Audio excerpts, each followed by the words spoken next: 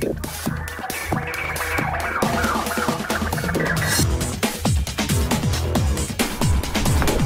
Viewers, বিনোদন জগতের সব খবর নিয়ে আপনাদের সঙ্গে এই মুহূর্তে রয়েছি আমি রিপোর্টার কুলসুম। দেখতেই পাচ্ছেন খাওয়ার টেবিল জমজমাট। সুপারস্টার শাকিব খান, তার প্রযোজক এবং ঢালিউড কুইন অপু বিশ্বাস ও আমাদের ছোট্ট আবরাম খান জয়। কেমন চলছে এই পরিবারের খাবার আয়োজন? প্রযোজক পরিচালকরা খুব একটা অপুর বাসায় কখনোই আসেননি এর আগে, কিন্তু এই নতুন প্রযোজক সুপারস্টার শাকিব খানের এমনই ভক্ত যে তার সঙ্গে একবেলা ডিনার করার জন্য বায়না ধরেছেন। শাকিব খান জয়কে দেখার জন্য যাচ্ছিলেন অপুর বাসায়। অপুর বাসায় শাকিবের জন্য সবসময় রান্না করা থাকে বিরিয়ানি আর কাবাব, এগুলো পছন্দ করে শাকিব, যার জন্যই অপু সবসময় রেডি রাখে এবং চেষ্টা করে শাকিব এলে এইভাবে ভেজে দিতে, যেটা জয়েরও পছন্দ।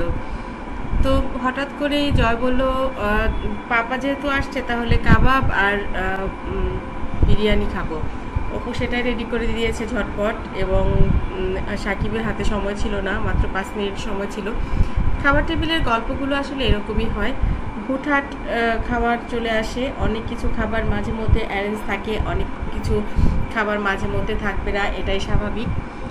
তো অনেক খাবার শাকিব খান খেতেও পারেন না, খেতেও চান না, কারণ তার ডায়েটিশিয়ানের পরামর্শ অনুযায়ী খেতে হয়। আর তাই আজ হুট করেই প্রযোজক বললো যে আজকে একটু খান, খেয়ে বেশি করে জিম করবেন।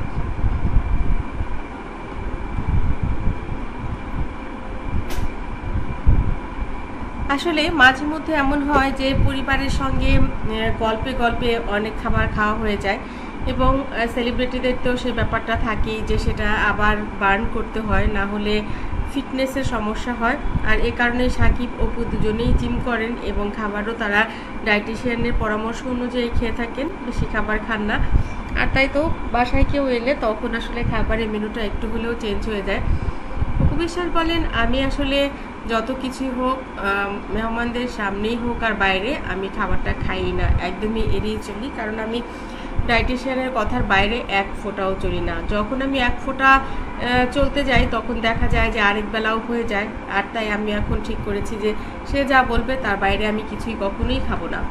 এরকম করেই চলছি, দেখা যাক বাকি কি কত দূর যেতে পারি এভাবে, কারণ আমাকে এখন কাজে ফিরতে হবে। অনেকটা সময় নষ্ট করে ফেলেছি জীবন থেকে, এখন আর নষ্ট করার সময় নেই। ছেলেও বড় হয়ে গেছে, ছেলে এখন সবটাই বুঝতে পারছে, আর এখন সে পুরোপুরি বাবা ভক্ত হয়ে গেছে। বাবা ছেলেকে ছাড়া বাঁচে না, ছেলে বাবাকে ছাড়া বাঁচে না, এরকম একটা পরিস্থিতি। তো সেই দিক থেকে চিন্তা করলে আমার কাছে ব্যাপারগুলো যদিও অনেক বেশি আনন্দের, তারপরেও তো নিজের ক্যারিয়ারের কথা ভাবতে হবে, নিজের যে সময়টা আছে সময়টা কাজে লাগিয়ে তারপর যেতে হবে, এটাই স্বাভাবিক। আমি যদি চা কফি কিছু খাই, সেটাও আমার ডায়েটিশিয়ান যেই চা বা কফি আমাকে খেতে বলেন সেগুলোই খাই, এর বাইরে কিছু খাই না। বন্ধুরা, ভিডিওটি ভালো লাগলে লাইক কমেন্ট শেয়ার দিন এবং পরবর্তী পর্ব পেতে সাবস্ক্রাইব করুন। আর আরেকটি চ্যানেল ট্রাভেল উইথ মি, আশা করি সেই চ্যানেলটিও আপনারা সাবস্ক্রাইব করে আমার সঙ্গে থাকবেন। ধন্যবাদ আবারও সবাইকে।